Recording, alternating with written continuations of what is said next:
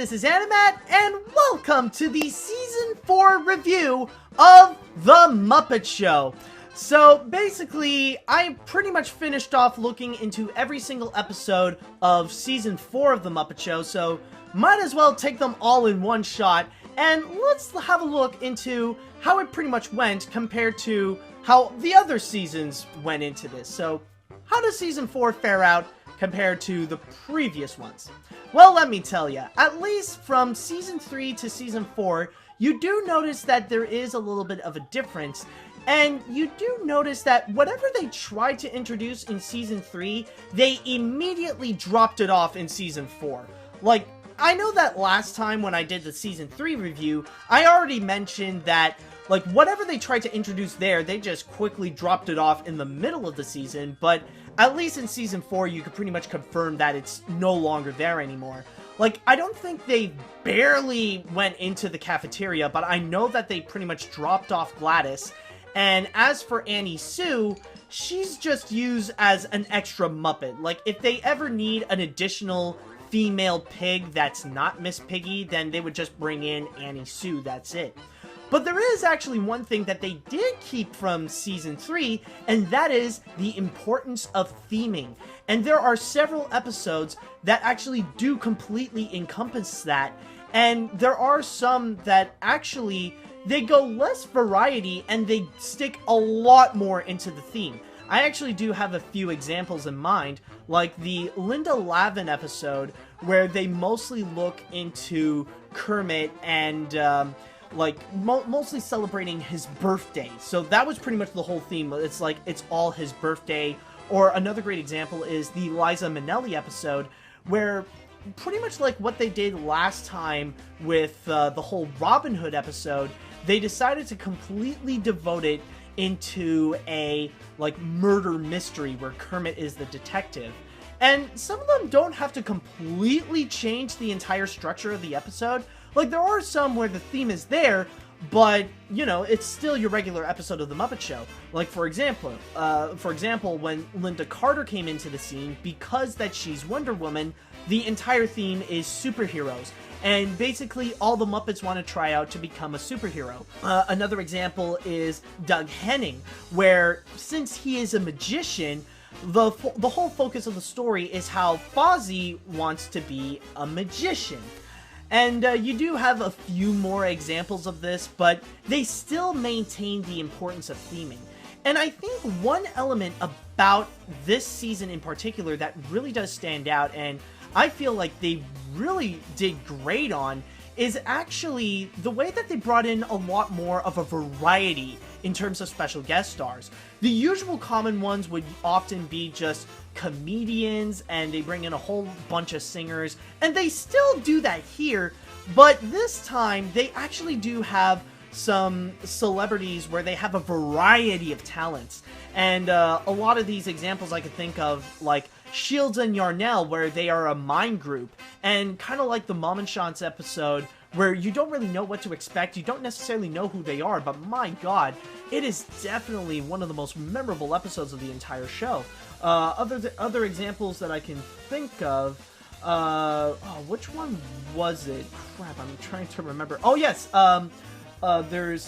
wait, is it her? Yes, it's, one example, there's also Beverly Sills, who is an opera singer, and then you also got Dizzy Gillespie, who is actually more known as a trumpet player for jazz, and then you also got, who I already mentioned, Doug Henning, who is a magician.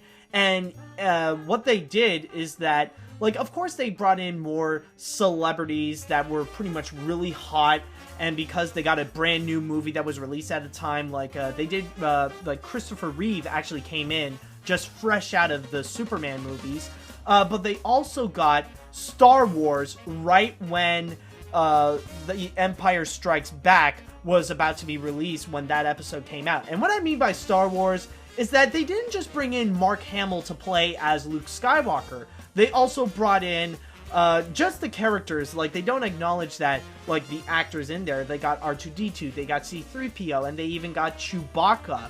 So that was very fascinating to look into, and honestly, I really do appreciate the variety that they bring in, well, coincidentally enough, the variety in a variety show, showing many different talents to bring in, like, a brand new flavor, not just for the performances when we see the special guest stars, but also how it could influence the entire episode and bring in a new level of comedy as well. How the Muppets would interact with the special guest stars, or what they want to do, like, especially with Fozzie, when he would easily be influenced whenever, like, this new special guest star would come in. And like I mentioned before, like, when Doug Henning would come in as a magician, then Fozzie wants to do some magic.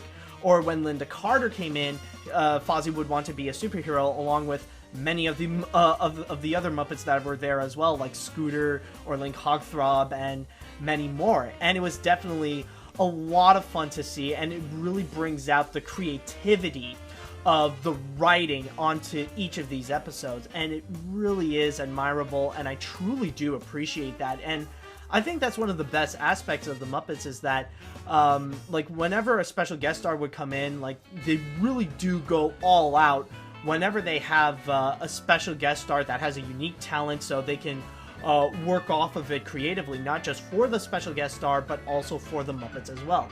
Now, admittedly, there are a few issues with this season as well. Not everything is perfect, and if I do have to pick out one flaw, it would have to be that it does happen in several episodes where we would just watch it and they're trying to set up something only to end off by throwing that entire concept away. Rather it be more like the tempo and the mood of the entire episode, or the concept with what they're going, or even just a plot line, like the bare idea of what this episode in particular is all about. Like, during the first half, they can go on to something, and then suddenly, when like the next episode, like when the next act comes in, or when a musical number would enter, they would just completely forget it. And there are a few examples where, like, it could start out great, but then suddenly, like, it just goes off as average in Muppet standards, or it might not even turn out to be good, to be honest. Like, some examples I could think of is actually the Alan Arkin episode. That actually opened off as probably the funniest thing I've seen in the Muppet Show. It is absolutely hilarious. The setup was great. A lot of the numbers that came out at the start, especially with the whole zippity-doo-dah bit with the bunnies, it is amazing. It is hilarious. I loved every minute of it. But then when the second act came in, when Kermit suddenly became the monster as well, that's when things start to become a little bit predictable. It becomes average. It doesn't come out as strong as the first act came out, or the first half that came out. And another example that I can think of that's a great example of this is actually the Lola Falana episode. In there, the first act, when Gonzo had this contract to be in this big Bollywood movie, like, during that whole time, and then suddenly we enter into Gonzo's grand finale with My Way, that is legitimately the most heartbreaking moment in anything I've seen in the Muppet Show. Like, holy crap, it is entirely sad. Like, I cannot really think of anyone who is a Muppet fan and would watch that episode and they would see this and they would probably choke up, to be honest. It really was sad when, like, it really did hit on Gonzo where, like, he's gonna leave the Muppet Show. But then afterwards, when the second half came in, they pretty much quickly fixed it up, like, oh, Gonzo's not going away, like, he's gonna stay, and all that kind of stuff. And, you know, they immediately dropped the ball on that one, where they had an amazing setup, but they can't, you know, the solution, or, like, the payoff of it, like, it doesn't work at all. Like, it's either it was weak, or they completely forget about it, and it can honestly have a bit of consequences.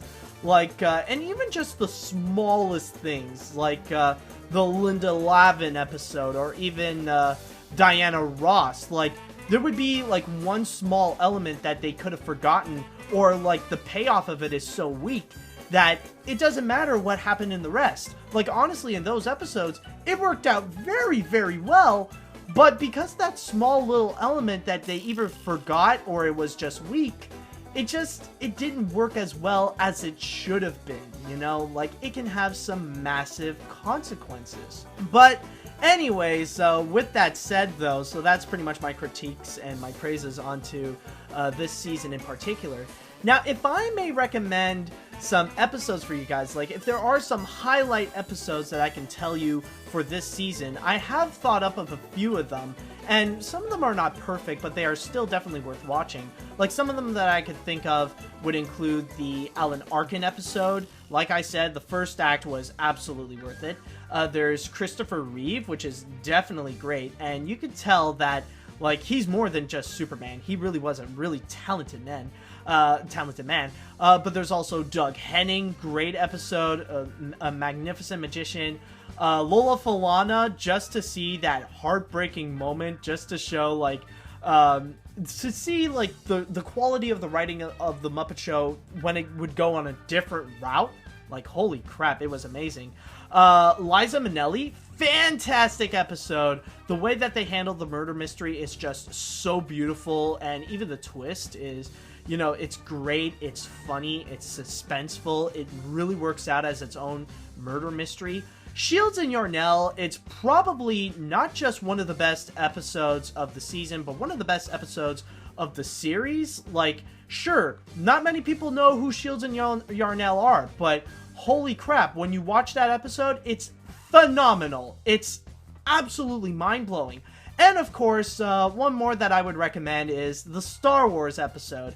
Especially nowadays, how Star Wars is so huge. Like, you might as well just go check it out to see C-3PO, R2-D2, Chewbacca, and Luke Skywalker. Just to see what happens when they get into the Muppet shenanigans. So with all that said, if I have to give this a rating, then honestly, I would give Season 4 of The Muppet Show a 9 out of 10.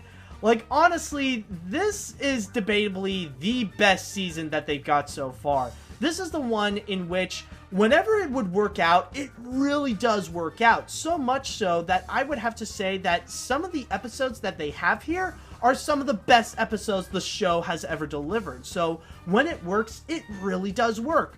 Now, admittedly, there are a few duds as well. There are some episodes that can have some problems, and there are some episodes, well, let's face it, they kind of suck. But honestly, it's the ones that really do work that really does make it worth it. And especially, like, when you see more of the characters, like when they do expand upon, like when you see Miss Piggy, when you see Kermit, when you see Fozzie, when you see Gonzo, like, those are pretty much the main Muppets, and a lot of them do center on them. So basically, this is the kind of episode where they know what really works in the Muppet Show, and they go focus on that, pretty much dropping off some of the elements that didn't necessarily work or isn't necessary, and like just take whatever works in the Muppet Show and really work on that, and they really have focused on it.